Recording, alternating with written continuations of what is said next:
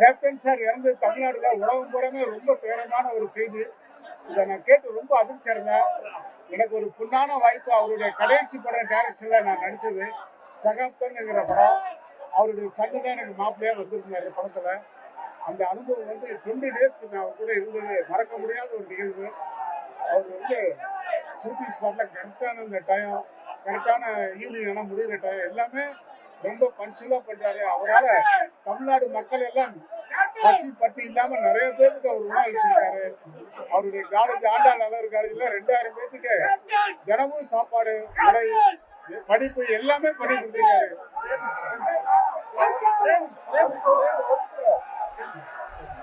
அவருடைய இழப்பு என்னால ரசிகமான இருந்தாலும் சரி, தாய்மாரா இருந்தாலும் சரி, தமிழ்நாடு மக்களுக்கு இன்னைக்கு ஒரு துயரமான ஒரு நிகழ்ச்சி.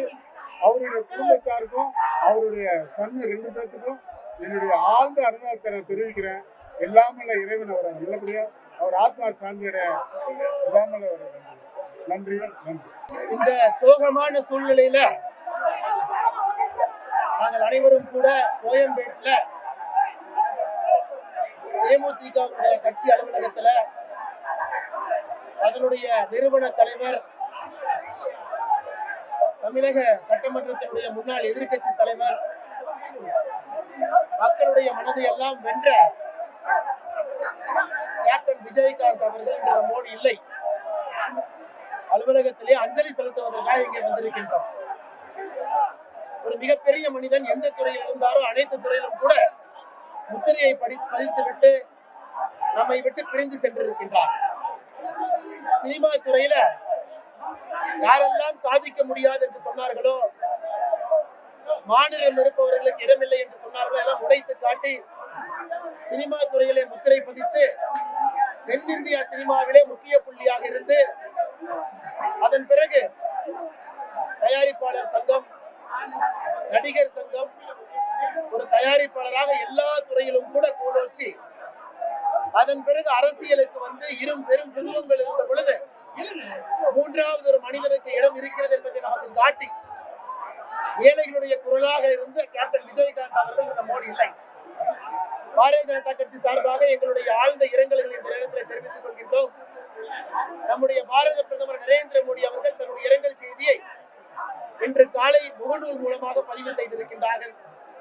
உள்துறை அமைச்சர் அமித்ஷா அவர்கள், நம்முடைய தேசிய தலைவர் JP நட்டா அவர்கள், மூத்த அமைச்சர்கள் எல்லோரும் கூட கேப்டன் விஜயகாந்த் அவர்கள் எவ்வளவு நெருக்கமாக தேசியத்தின் பக்கம் இருந்தார், 2014 தேசிய ஜனநாயக கூட்டத்தில் இருந்தார் என்கின்ற தங்களுடைய பழைய நினைவுகளை எல்லாம் நினைவு கொண்டிருக்கின்றார். உண்மையாலுமே இன்னைக்கு பாரதிய ஜனதா கட்சி 2 கரம் கூப்பி மாநில அரசுக்கு ஒரு வேண்டுகோள் வைக்கிறது. இந்த அலுவலகத்துல தமிழகத்தினுடைய முக்கியமான புள்ளி, அவருக்கு எந்த விதத்துல தமிழக அரசோ நாம மரியாதை செய்யணுமோ அந்த மரியாதை செய்வதை நாம இன்று சரியான கடமையில் இருந்து தவறி இருக்கிறோம். அலுவலகத்துல பல்லாயிரக்கணக்கான ரசிகர்களும் தொண்டர்களும் வெளியிருக்கிறாங்க. இவர்களுக்கு கேப்டன் விஜயகாந்த் அவர்களுக்கு உள்ளே அஞ்சலி செலுத்துவதற்கு கூட கஷ்டப்பட்டு மக்கள் அஞ்சலி செலுத்துறாங்க. தமிழகத்திலிருந்து எல்லா பகுதிகளிலும் கூட தேமுதிகவுடைய கட்சி நிர்வாகிகளும் அவருடைய ரசிகர்களும் வந்துட்டு இருக்காங்க. எங்களுடைய வேண்டுகோள், தமிழக அரசு உடனடியாக ராஜாஜி அரங்கத்திற்கு கேப்டன் விஜயகாந்த் அவர்களுடைய உடலை அங்கே எடுத்து சென்று குடும்பத்தினுடைய அனுமதியோடு தமிழகத்திலிருந்து எல்லா பகுதியிலிருந்து வரக்கூடிய தொண்டர்கள், பொதுமக்கள் அஞ்சலி செலுத்துவதற்கு ஏதுவாக அங்கே வைக்க வேண்டும் என்பது எங்களுடைய அன்பார்ந்த வேண்டுகோள். நாளை பெரிய அளவுல கூட்டம் வர இருக்கு. ஏதாவது அசம்பாவிதம் ஆயிடுச்சுன்னா ரொம்ப தவறா போயிடும். நம்முடைய முதலமைச்சர் மாண்புமிகு MK ஸ்டாலின் அவர்கள் உடனடியாக இதை பரிசீலனை செய்து ராஜாஜி அரங்கத்திலே பொதுமக்களுடைய பார்வைக்கு வைப்பதற்கு அரசு முடிவெடுத்து அறிவிக்க வேண்டும். அதே போல கேப்டன் விஜயகாந்த் அவர்களை பொறுத்தவரை எதிர்கட்சி தலைவர் என்பதை தாண்டி, நடிகர் என்பதை தாண்டி தமிழக மக்களுடைய மனதில் இருக்கக்கூடிய ஒரு பெரிய தலைவர்.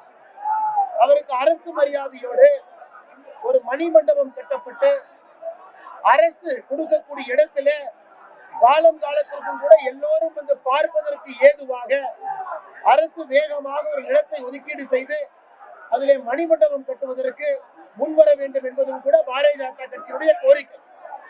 நாளை நம்முடைய மத்திய அரசின் சார்பாக, கட்சியின் சார்பாக மூத்த அமைச்சர்கள் வர இருக்கின்றார்கள் அஞ்சலி செலுத்துவதற்கு. இந்த நேரத்தில் இந்த ஒரு வேண்டுகோளை மட்டும் வைக்கிறோம். உடனடியாக ராஜாஜி அரங்கத்திற்கு கேப்டன் அவருடைய உடலை எடுத்துச் செல்ல வேண்டும். நிலைமை ரொம்ப மோசமா இருக்கு, ரொம்ப தவறா போயிடும். முதலமைச்சர் அவர்கள் இதை கனிவோடு பரிசீலனை செய்து நல்ல முடிவெடுப்பார்கள் என்று நாங்கள் நம்புகின்றோம்.